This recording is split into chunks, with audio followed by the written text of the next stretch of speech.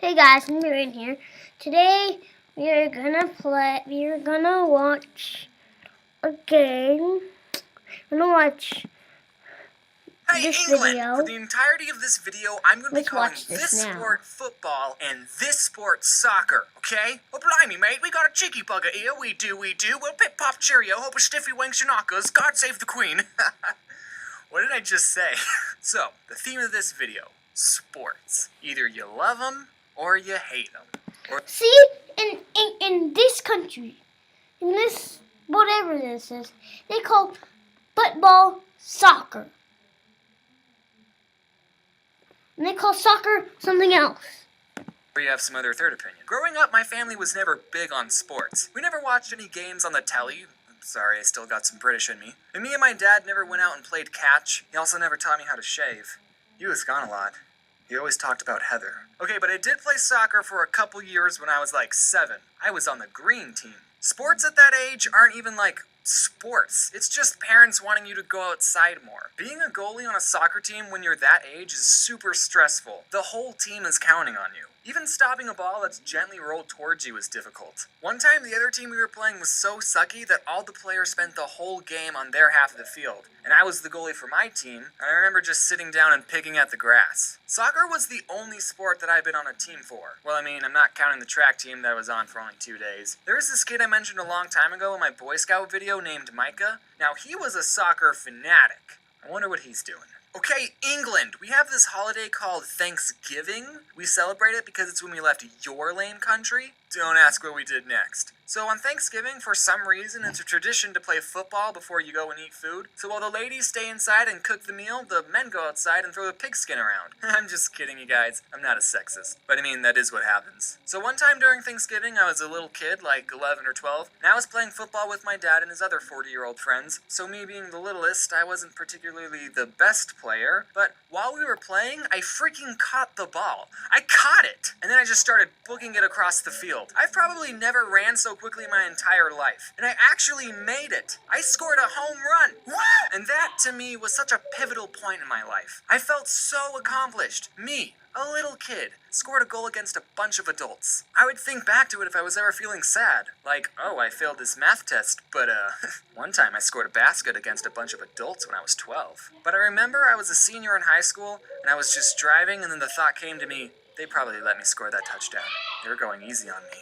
Man, growing up sucks. I was never all that competitive as a child. Well, okay, I was never competitive when it came to sports. It's just a game, guys. We're supposed to have fun. Winning's not that important. Sports are good at that age, though. They promote physical activity, you can make friends, you might like the sport and want to pursue it more, and it's not a big deal if you suck. I'm totally making my future kid play a sport. That is, if I have kids. What if I die alone? People make the comparison that some people watch gaming channels for the same reason that others watch sports. You're watching someone play a video game? Why do you watch someone play when you can just go to the computer and play it yourself? Now replace the word video game with sport and outside with computer, and it's the same thing. Loading Artist made a very good comic about the point I'm trying to make. I'll just read it. What are you doing? Watching this guy play a game. It's pretty funny. Wait, so you aren't even playing? Yeesh, what a waste of time. And then he goes and watches a sports game. Man, Loading Artist is so much cooler than me. I've said this before, but he was such a big inspiration to me when I was first starting out. I just wanted to say that again. Go read all of his comics right now. I just want to say it's fine if you watch sports. Granted, I won't watch them with you because they're incredibly boring. You want to know why gaming channels work? It's because they play different games. Even Captain Sparkles, who mostly plays Minecraft and also who I love, by the way. And I did buy a t-shirt to prove my point, but it's still in the mail. See, look, I bought a t-shirt and I bought sunglasses right here. So I just want to give a big shout out to themakershop.com, who's taking a million years to ship me my Captain Sparkles shirt. It was going to be so cool. I was going to say, I bought a t-shirt to prove my point. And then I was going to flick the sunglasses that I also bought down. Notice me, senpai. This email says it's going to take 3 to 7 business days to ship. Well, yesterday was the 13th business day. So what is it, Jordan? 7 or 13? So I bought this just so I have something physical to show my love for Captain Sparkles. I've been watching all of his videos since TNT. Oh, he's changed it.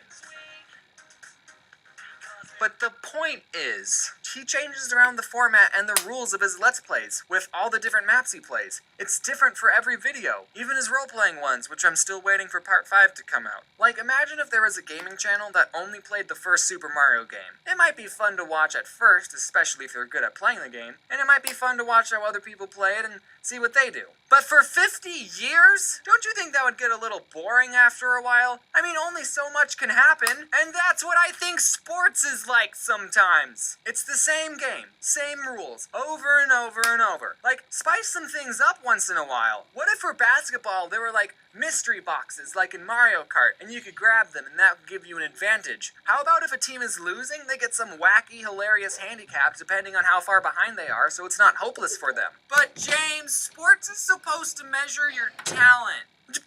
Whatever. It gets boring to watch. I can understand if the teams are neck and neck and it comes down to one final play like what it does in every sports movie. That's why they have to use that plot device in all the sports movies to make it interesting. But a lot of times, sports aren't like that. Like if one team is leading by 50 points, why even bother watching the last 5 minutes of the game? I would rather watch any Air Bud movie than a sports game because stuff actually happens in those movies. And they're different each time. And there's a dog wearing shoes in it. I just want to say for the record, if my kid grew up to be a professional athlete, then I'll watch sports. But only the games that they play in, and only the games that are interesting. Ugh, why is it socially acceptable to know everything about sports and dress up, but it isn't acceptable to dress up in fursuits and go to cons? You see, I don't think it's acceptable to do either of those things. You're both weird. But don't let me stop you. You do you. Follow your dreams. Okay, let's talk about some stories. In grade school, I was put in the honor classes for my academic achievement, which did not help me whatsoever. It probably hurt me when I went to college. But that's not what we're talking about. Anyway, so during recess, the whole class would play kickball. Kickball is a fun sport. Anyone can play it, but it takes a pro to be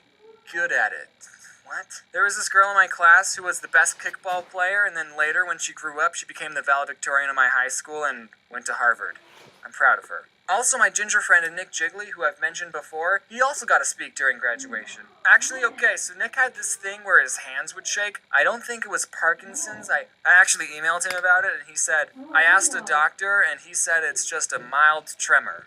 Ha. So he's probably fine. But whenever he would give a presentation in front of the class, his hands would be shaking, and people would think, oh, he's nervous. But no, actually, he's the most extroverted and outgoing kid that I knew. He just had a condition. That was a pretty long tangent. What are we talking about? Sports? Oh, yeah, kickball. Since everyone in the class was kind of already a nerd, I wasn't usually the last one to be picked on a team. I was usually the fourth or third to last. It's so nerve-wracking when the last 5 are still standing and you think, don't let me be last, don't let me be last. And then you get picked and it's like, ha! They think I'm better than you. Which I'm not, actually. One time I think I was like 15 or something, and me and this big group of people went to a sports complex. And we were having fun, playing games and running around, and then boom! A soccer ball just whacked me in the face. I got a bloody nose and I couldn't stand up without toppling over for a few seconds. And then I went to a bathroom, freshened up. What sucked was that it was a girl that hit me, and people made jokes like, oh, you got hit by a girl. It still hurt, okay? Yeah. So I sat out for a couple of minutes. I waited until I stopped seeing flashing colors.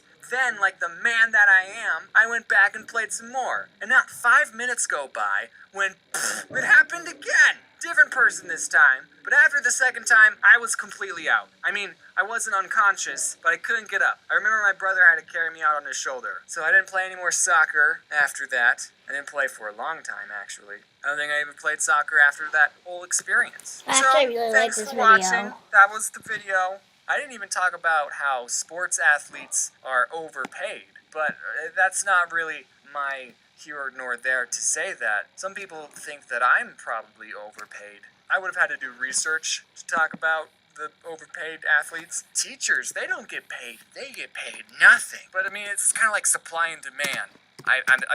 I'm just talking out of my butt right now. Not everyone can throw a football. What else? So yeah, thanks for watching. Remember to smash that video, smash that subscribe button, smash that comment bar, and smash your girlfriend. I'm sorry. Comment. In this video.